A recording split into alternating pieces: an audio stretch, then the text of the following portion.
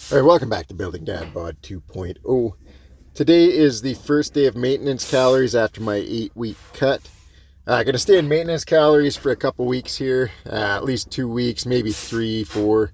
Haven't fully decided yet, just till I get re-energized, and then we're going to finish off this cut and lose another, I don't know, 5 to 10 pounds. Currently sitting at 180 pounds body weight. It'll probably shoot up a pound or two once I'm in maintenance calories. So we're starting off with box squats again, 350 pounds, up 5 pounds from last week. We're going back to 17 inches. This is the height where I got one set last week and then failed on rep 3 of my second set. The only difference is this week I put a metal plate down on the bench and a 3/8 mat, so probably 17 and 3/8 inches. We're just going to call it 17 though. I managed to hit all 5 sets of 3 today. So I was really happy with that. The big difference with the metal plate down is I don't sink into the bench when I sit down. I also did a little bit of a deload last week, so my legs are definitely feeling more energetic than they were. After the first 7 weeks of pushing really hard in the cut, my legs kind of just felt dead on the 8th week there. So it was definitely time for a deload. Now we're going, like I said, into maintenance. We're going to re-energize these legs. They felt really good today. I didn't push the overall volume super high today, as you'll see. I hit my 17-inch box squats, then I went up to 20-inch box squats just for a few reps. Then we're going to head into the other gym. We're just skipping back squats, low bar squats altogether today.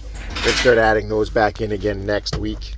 I was kind of down on my leg strength on low bar squats by the end of the cut, but I did realize now that, I've been setting PRs on box squats, and I've been doing them before my low bar squats, where at the end of last training cycle, I was going for my 1,100 pound total. I was starting off with low bar squats as my first exercise. So next week we're going to go to low bar squats first, and then we'll get a real idea where the strength level is at.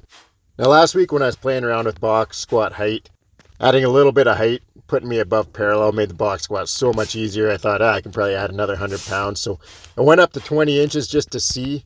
So this is 440 pounds or 200 kg, just up 90 pounds.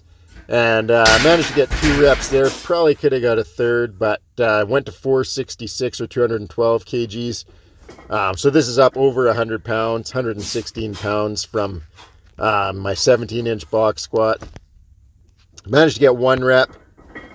Sat down, went for the second rep, and just folded over. So went back down to 440 and got another single here. But just goes to show that a little bit of extra above parallel definitely makes the squats a heck of a lot easier. I actually don't mind doing a few from this higher height though, because that's more of a position I start my jumps from. I never get below parallel. I never get to or below parallel when I'm jumping. So I might keep a few high ones in, just some singles or doubles with heavy weight after my 17-inch box squats. Now leg press, we got this sped up a little bit here, but the goal was to get we're dropping volume, so instead of going for 3 sets of 20, my 1 set of 20 PR is 605 pounds. So I put it up to 615, went to go for a set of 20 here.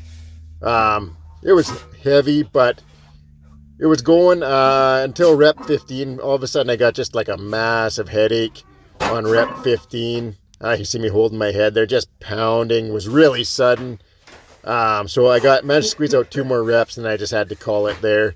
You can see the legs are absolutely fried from 1 set of leg press. The high rep sets are insane. I haven't found anything yet that fries my legs quite like that. Even when I did the 66 reps box squat set with the sandbag, with the 200-pound sandbag, I was fried, but nothing like that. The leg press just, it hits differently. I think because there's nowhere to hide, there's nowhere to rest on leg press. The sandbag box squats, you can sit and kind of rest for a second on the bench. But loving the sandbag box squats, they absolutely fry me as well. But yeah, the leg press just hammers the legs. After that, doing some full range of motion hack squat. Haven't done these for a while, so I just started at 245 pounds, which I was going to start at 265 or 275, and I'm glad I didn't. The legs were a little bit, they were toasty after that set of leg press. So I managed to get 10 reps here, which is what I was aiming for. I was hoping to do it with more weight, but obviously, like I say, that wasn't there.